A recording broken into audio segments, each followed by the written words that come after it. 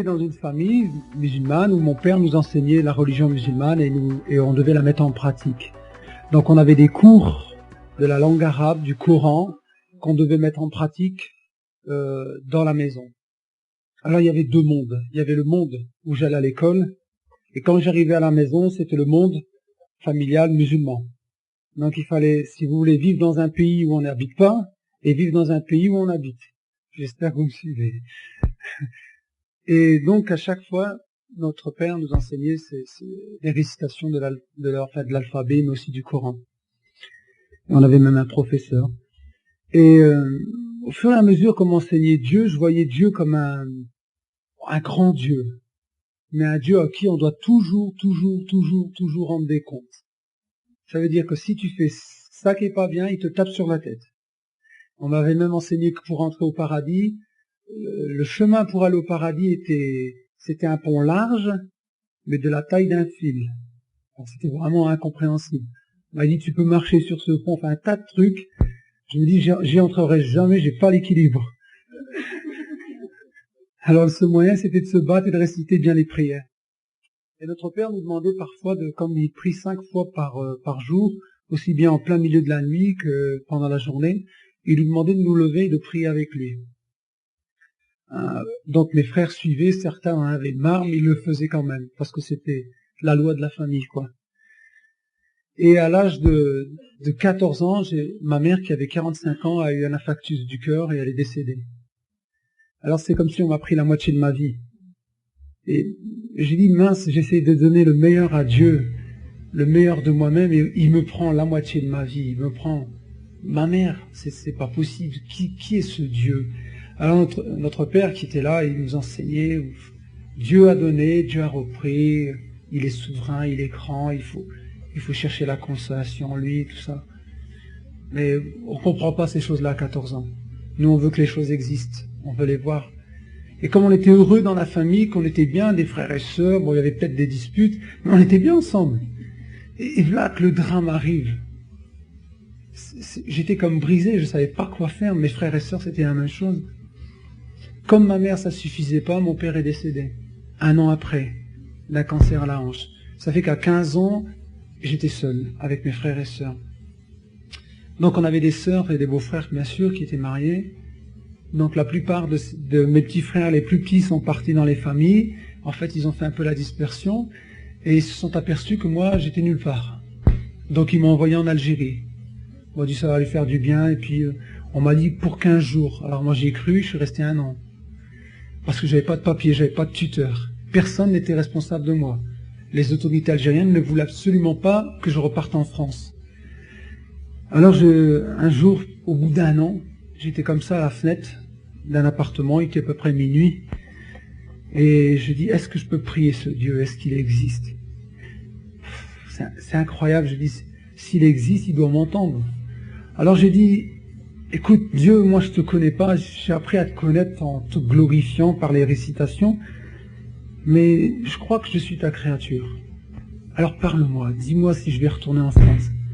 Et Dieu, il a 1001 façons de parler, même si on n'a pas l'esprit de Dieu. Est-ce que vous êtes d'accord? Dieu me montre, par exemple, j'étais face à une route qui venait de l'aéroport, et donc je vois un taxi jaune qui vient de l'aéroport, qui fait demi-tour et qui repart. Ça veut rien dire. Ensuite, je vois, deuxième chose, je vois une voiture passer dans un sens interdit. L'image que j'ai compris, en fait, après, en demandant la réponse à Dieu, c'est qu'il m'a dit, tu es venu par là, tu repartiras par là. Mais arrivé en France, tu prendras un mauvais chemin. Tu prendras un sens interdit. Chose impossible de faire les papiers se sont faits en moins d'1 semaine. Je ne sais pas comment je suis revenu, mais je sais que les papiers étaient là. Je suis rentré en France, alors la seule chose que j'ai trouvée, c'est la rue, le business, les cartes, le jeu, dans les cafés, le combat, bagarre, plein de trucs. Parce que je n'avais personne qui réglait ma vie, personne qui avait autorité sur moi, je faisais ce que je voulais. Et je vous dis, par exemple, c'est des choses que je ne dis pas souvent, mais par exemple, pour gagner 100 francs, on faisait des combats à peu près de rue, quoi, on organisait ça tranquillement. Et pour aller, par exemple, jusqu'à 200 ou 250 francs ou 300 francs, il fallait se battre avec quelqu'un qui avait une arme. Alors tu avais le choix entre couteau ou la hache. Mais toi, tu n'avais pas de hache, tu n'avais pas de couteau. La seule chose que tu avais, c'est ton blouson. Et ça durait à peu près, bon, on limitait à 10 minutes, un quart d'heure le combat. Et il y avait des blessés, hein, parfois. Donc, je me suis battu avec une personne qui avait une hache pour gagner 200 francs, quoi. Et en me battant, j'ai pris un coup sur l'épaule, mais il m'a juste effleuré, quoi. Il aurait pu m'amputer le bras. Et par la suite, bon, en fréquentant d'autres copains, on arrive à trouver des choses de business et tout ça. Donc je me suis créé une réputation dans Roubaix, qui c'est ma ville, et je vous raconterai pourquoi. Donc j'étais connu un peu comme le loup blanc. Avec des copains, on avait notre territoire, on faisait ce qu'on voulait, on se faisait respecter, on raquettait, toutes ces choses-là. Un jour, ma nièce, je passais avec des copains, alors attention, on était les gens bien, hein, en Roubaix, hein, donc, et elle qui faisait la cloche, de l'armée du salut, donc elle passe, elle me dit, hey, Jamel, tu peux me remettre un peu des sous pour les enfants malheureux? Je dis, oh là là, il faut pas me parler devant mes copains, pas comme ça. Tu as besoin d'argent, tu téléphones, mais pas devant mes copains. Elle me dit, tu sais, Jésus veut toucher ta vie. Je dis, qui c'est lui? Elle me parle de Jésus, mes copains disent, ouais, qu'est-ce que c'est celle-là? Bon, enfin bref, je dis, non, c'est une folle. C'est tombé, elle est rentrée à l'hôpital psychiatrique et tout. Ah bon, je comprends tu la connais? Non, pas vrai. C'était ma nièce, hein. Ah, et puis... Et elle n'a pas arrêté, elle revient à la maison, elle rentre chez moi, enfin, il y avait mes frères qui étaient venus à la maison, elle rentre, elle commence à chanter Alléluia, gloire à Dieu. Pas d'Alléluia ici, ça porte malheur. Hein. Ici, c'est Allahu Akbar. Hein. Alors, elle me parle de Dieu, puis elle me dit, écoute, j'aimerais t'inviter à Nouvel An à la maison.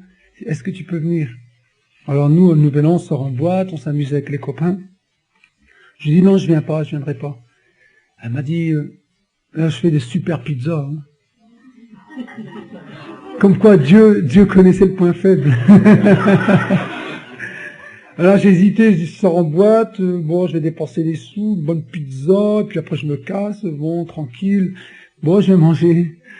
Alors le jour du Nouvel An, je viens chez ma nièce et puis elle fait des pizzas, elle avait dépensé pratiquement tout son salaire pour nous inviter, moi et deux de mes frères. Donc elle avait tout ça mis au service du Seigneur. Elle a fait une super fête, on s'est amusé, paf, très très bien, mais elle nous a eu à la fin, elle dit, hey, oh, on va prier maintenant. Prier qui? Ben on va prier Jésus. Je dis, non, moi je prie pas avec vous. Alors mes deux petits frères qui étaient là, ils ont dit, si nous on veut prier.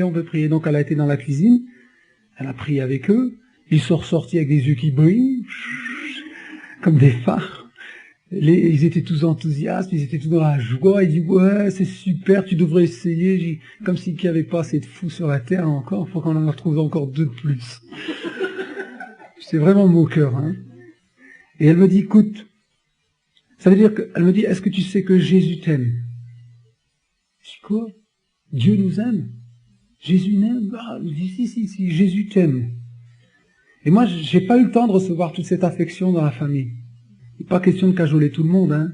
C'est bon, quand on peut, on fait un petit câlin, mais c'est une fois tous les 2 ans, quoi. Hein. Quand vous êtes bébé, après, allez vous débrouiller, hein. Donc, ce qui fait que j'ai jamais reçu d'affection, jamais de ce côté-là. Donc, en fait, j'aimais mes parents, je savais que mes parents m'aimaient, mais c'est sans plus, quoi, hein. C'était sans plus. Et quand on vient de me dire qu'un Dieu, comme ce Jésus, aime profondément, qu'il a été livré sur la croix pour moi, je dis, ah bon, c'est vrai? Elle me dit, oui, tu sais que Jésus vraiment t'aime. Alors, en priant ensemble, elle prie pour moi, je me sentais pas bien, dans la présence de ce Jésus. Je dis, bon, arrête, dis-lui qu'il parle, je comprends plus rien, ça me fait mal. Elle dit, est-ce que tu veux simplement prier? Je dis, moi, je ne sais pas prier. Tout jeune converti, toute personne qui s'approche de Dieu ne sait pas prier. Parce qu'on croit que la prière, c'est une récitation. C'est faux. La prière, c'est pas une récitation. C'est le cœur à cœur avec Dieu. Vous dites ce que vous pensez. Vous dites franchement ce que vous pensez. Et moi, j'ai dit, Seigneur, je te connais pas. Moi, je sais pas qui tu es. Moi. Peut-être tu me connais, moi, je te connais pas. Alors, qu'est-ce que tu veux faire avec moi? Si t'es Dieu, ben, je sais pas, moi. Prouve-le. Mais j'étais sincère dans mon cœur. Il y a des gens qui disent ça, qui ne reçoivent pas Dieu. Dieu ne répond pas parce qu'ils cherchent un intérêt. Moi, j'ai déjà vu des gens prier pour une BMW. Les jeunes, à la conversion, ils disent, ouais, ou une BM, si Dieu ne me donne pas une BM, je ne me convertis pas. Bah, Dieu ne marche pas dans ses combines. Hein. Du tout. Sinon, tous les chrétiens prieraient. Hein. Moi, le premier. Bon, enfin, bref, soyons sérieux. Et donc, en priant, j'ai dit, bon, je veux bien prier Jésus. Et au fur et à mesure que je priais, je me sentais mal. Et puis, ma prière a changé. C'était plus, oh, qui tu es, Seigneur, viens dans ma vie. Et vous savez que depuis que mon père est mort, de l'âge de 14 ans jusqu'à l'âge de à peu près 19 ans, je n'ai pas versé une larme. Je m'étais juré de ne plus pleurer. J'ai vu des gens, des copains à moi se faire tuer, dans des règlements de compte, des balles dans la tête, des choses comme ça. Pas de sentiment. Il s'est fait flinguer, c'est son problème, c'est pas le mien. Pas de compassion, rien. Et puis quand j'ai senti la présence de ce Jésus, j'étais juré de pas prier, de pleurer, puis là que les larmes coulent. Elles coulent, ces larmes, j'essaie de les retenir. Pas possible. Qu'est-ce qui m'arrive? Qu'est-ce que tu m'as fait? Et elle me dit, c'est l'amour de Dieu qui descend sur toi. C'est l'amour de Dieu. Mais je dis, je n'ai pas le droit. Pour moi, c'est une trahison. Vous savez, pour un musulman, c'est une trahison de croire en Jésus. Moi, j'ai eu toute ma famille sur le dos. Et quand j'ai dit, Seigneur, je te demande pardon pour tous mes péchés, mais je sais que tu existes maintenant. Vous savez, il y a une chose entre Mahomet, Mohammed comme on dit, et Jésus. Quelle est la différence de ces deux bonhommes? Jésus n'a pas de tombeau. Mohammed, il a un tombeau, lui. Jésus n'a pas tombé. Je vous donnerai un petit témoignage après que j'ai témoigné dans une famille musulmane. Et quand Jésus m'a visité, il m'a touché, j'étais bouleversé. Bouleversé dans ma vie. Je suis rentré chez moi. Vous savez, quand j'étais petit, quand mon père est décédé, une parole, et je suis sûr que c'est Satan qui me l'a soufflé, tu ne pourras plus jamais dire papa de ta vie. C'est fini, mon gars, t'es grillé. Jamais tu prononceras le mot de papa. Parce que tu appelleras ton père que tu reconnais en tant que père. Et je ne peux pas reconnaître un père à part le mien. Et en lisant la Bible, je suis tombé comme Dieu est un père pour les orphelins. Je suis rentré chez moi, j'ai crié, Père, papa, gloire à Dieu, papa, papa, pendant 1 heure, tellement ça me faisait du bien, quoi. Et je peux vous dire que vraiment, le Seigneur a changé ma vie. Et bon, 2-3 jours après, j'allais témoigner à ma famille, comme quoi Jésus était vivant et tout ça, qu'il était ressuscité. Alors j'ai des frères qui sont venus, m'ont dit, wow, qui c'est ton Jésus, oh. J'ai dit, tu veux que je prie pour toi? Il m'a dit, ouais, vas-y. Ah, prie. Je prie, je dis, Seigneur, donne-lui la vie. Bon, le gars il tombe. Mais vraiment mort, hein. Le gars il était refroidi. Je dis, Seigneur, je t'ai pas dit de le tuer, je t'ai demandé de le donner la vie. Et j'étais quand même apeuré, moi. Je dis, qu'est-ce que j'ai fait, punaise? Et c'est dangereux de prier Dieu, quoi. Hein. C'est dangereux. Et puis il était comme ça pendant un quart d'heure, il était tout blanc, mais froid. Vous le touchez, c'est un mort. Je dis, c'est pas vrai, qu'est-ce que je vais faire? Oh, quelle panique, mais qu'est-ce que c'est que cette Bible? Bon, il n'y a pas peut-être le remède, une solution. Bon, on prie pour quelqu'un qui tombe par terre, comment on fait pour le relever? J'essayais pas moyen, rien. Embêté, vous priez pour un frère, il tombe. Je dis comme si j'en avais pas assez vu, quoi. Et à partir de ce moment-là, quand j'ai prié qu'il est tombé par terre, un quart d'heure après, il revient à lui, il me dit, mais qu'est-ce qui se passe où j'étais là? Je dis, ben j'en sais rien, moi je sais pas, t'es tombé parce que t'as marché, puis... tombé quoi. Non mais non, t'as prié toi. Ah bah tu m'as demandé de prier, j'ai posé ma main, mais t'es tombé, peut-être que je t'ai poussé.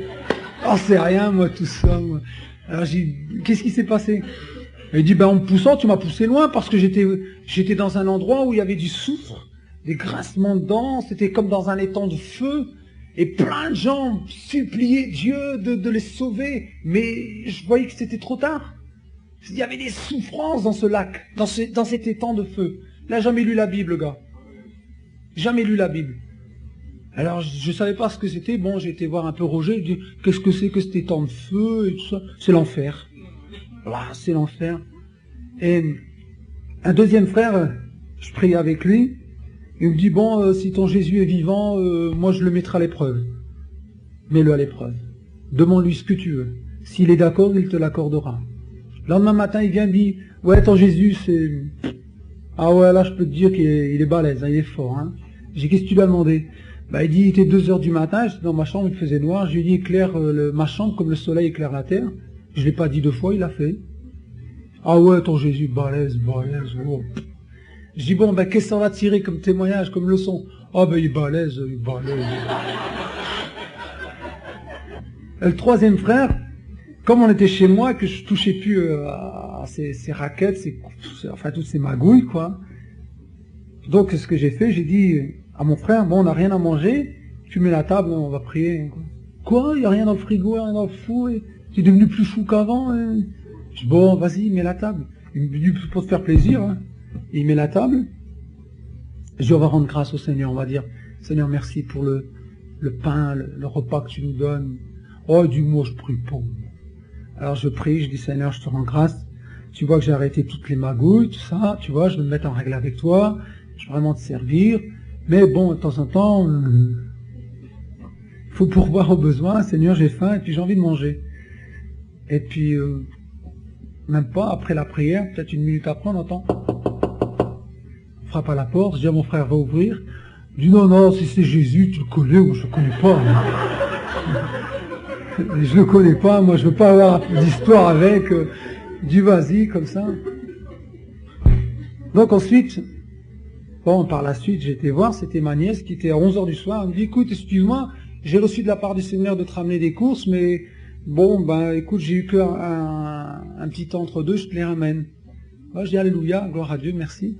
Et toutes ces choses comme ça dans le témoignage. Bon, le plus dur, c'est quand j'ai témoigné aux copains, quoi. Alors un jour, je prenais ma guitare, quand j'étais au café-bar, un peu plus âgé dans la foi, je prenais ma guitare, jouais devant dans l'évangélisation, alléluia, alléluia. J'avais quand même peur de rencontrer ces copains, mais on peut pas éviter, quoi. On les rencontre. Puis il y en a un, il dit, ouais, je te comprends pas, avant t'étais un loup, maintenant t'es une brebis. J'ai dit, oui, l'Éternel est mon berger. Alléluia, comme quoi dans la parole, on a toutes les réponses. Alléluia. Et toutes ces choses comme ça. Et au fur et à mesure, bon, je me suis marié, bien sûr, ma femme a donné sa vie au Seigneur. Et on s'est mariés, on a fonctionné ensemble. Et puis, un jour que je partais à l'armée, bon, moi j'avais 3 kilomètres peut-être à faire, je marchais à pied pour aller jusqu'à la gare. Et tout en louant le Seigneur, en chantant, glorifiant Dieu pour ce qu'il a fait. Et voilà que, par exemple, dans l'avenue Jean Lebas, c'est une avenue quand même qui est bien éclairée au centre-ville. Hein. 2 gars viennent, ils me braquent. Mais vraiment, ils n'avaient pas l'air de rigoler. L'arme, c'était un 357 qui fait des gros dégâts. C'est-à-dire que vous prenez une balle, c'est fini, quoi. Et dit les mains en l'air. On est à 2. Il dit, maintenant, tu vas tout nous donner ton argent, tout ce que tu as, ton blouson, tes pompes, tout. Je les regarde et je dis, dans mon esprit et dans ma tête, je dis, Seigneur, bon, qu'est-ce que t'attends là? Parce que bon, j'ai pas le temps de faire, j'ai raté mon train. Mais j'avais une trouille quand même, parce que les gars, ils rigolaient pas, ils savaient. On vous braque des gens dans la rue. Et puis le gars, il me regarde comme ça, il me fait, oula, il est bizarre, lui. T'es bizarre, toi. Je le regarde, je dis toujours rien, je laisse le Seigneur faire, je les mets en l'air. Il me dit, bon, alors tu nous donnes ton blouson? J'étais sûr que tu veux ce blouson. Il me dit, non, il est bizarre, non. Allez, vas-y, passe, on s'en va. On arrive à la gare, les gars, alors tous les copains qui partent à l'armée disent, t'es pas fait agresser et tout ça. Nous, on nous a tout piqué, portefeuille, tout par 2 gars. Ah bon? Ouais. Et toi? Ben, ils sont passés, m'ont braqué, ils sont partis. Ils t'ont rien pris? Ben, ils ont rien trouvé. C'est à croire que vraiment le Seigneur a béni. Et vous savez, moi qui suis quand même impulsif, dans le sens qu'avant, quand j'étais bagarreur, je fais des combats de rue et tout, quand vous voyez quelqu'un qui vous provoque, waouh, la première chose que vous avez envie de faire, c'est de lui rentrer dedans. Mais avec Jésus, c'est plus pareil. Alors une fois au café-bar, les chrétiens, ils me disent, oh Jamel, tu peux faire la vaisselle? Moi, j'ai jamais fait la vaisselle. Je dis, moi, j'étais venu évangéliser, et puis ils me disent, si, viens faire la vaisselle. Je fais la vaisselle, tranquille. J'étais au bar, et puis eux, ils étaient sortis, donc il n'y avait plus de chrétiens, il n'y avait que moi. Voilà qu'un gars, il rentre, il dit, je vais tout casser ici. Ça, je casse tout, et toi, tu me sers un café. Ouh, non. Moi, j'ai horreur qu'on me parle comme ça. Hein. Je me retourne et pour rendre service à Jésus, je dis Seigneur, dans 2 secondes, je le casse, je le mets dehors.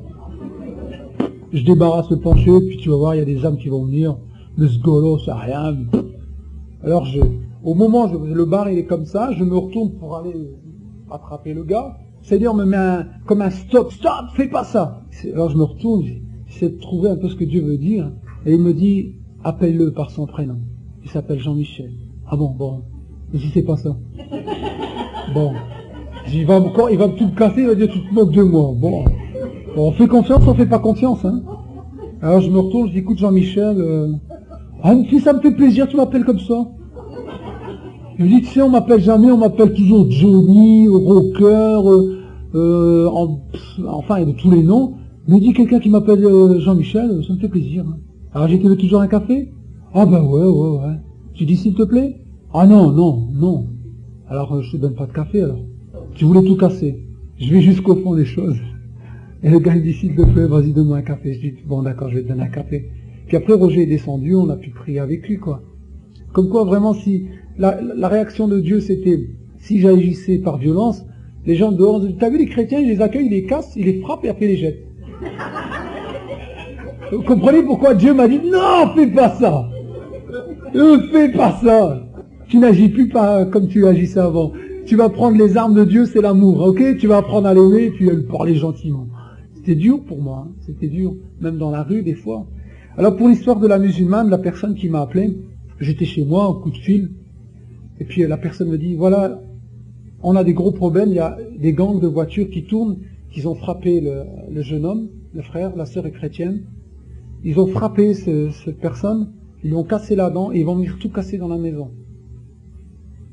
Alors, moi je suis arrivé, j'ai dit, bon ok, je suis arrivé dans la maison avec ma femme, et puis ça paniquait, ça criait, ils avaient peur, je dis, bon, on se calme, doucement.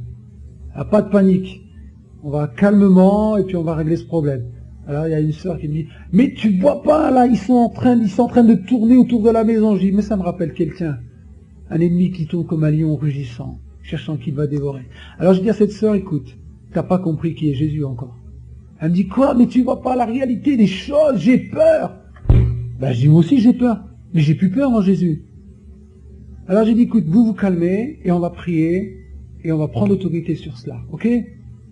Donc je vais dans le salon, avec les frères et les sœurs, là, et je prie. Au nom de Jésus, je lis dans le nom de Jésus, c'est l'esprit qui anime les personnes, et puis tout ce gang qui essaie de casser la maison, de faire de la violence, mais je vais plus loin, je dis, Seigneur, maintenant tu envoies un esprit de repentance sur ces gens-là. Parce qu'il ne suffit pas de dire aux gens, à la belle-mère ou au beau-père ou à la personne, de dire, ouais, si le problème est réglé, hein. Elle est d'accord, mais elle a peur qu'ils vont revenir. Donc le Seigneur m'a conduit à prier dans le sens, d'accord, tu as lié tout ça, mais demande un esprit. Après un quart d'heure, le chef de gang, là, le gars qui touchait quand même un sacré paquet, quoi, il vient, il sonne à la porte, tout le monde panique, je dis, vous inquiétez pas, je vais ouvrir, j'ouvre, et il dit, écoutez, je voudrais voir la personne, un moment, quoi, et lui demander pardon, quoi. Alors je dis, ah bon, ok, je l'appelle. Alors, il dit, madame, je vous demande pardon, j'ai pas compris ce que j'ai fait, les menaces, tout ça. Je me retire, vous n'entendrez plus parler de moi. Et les voitures sont parties. Et pour vous dire que quand on est chrétien, on a une autorité. Mais il faut jamais paniquer. Jamais paniquer.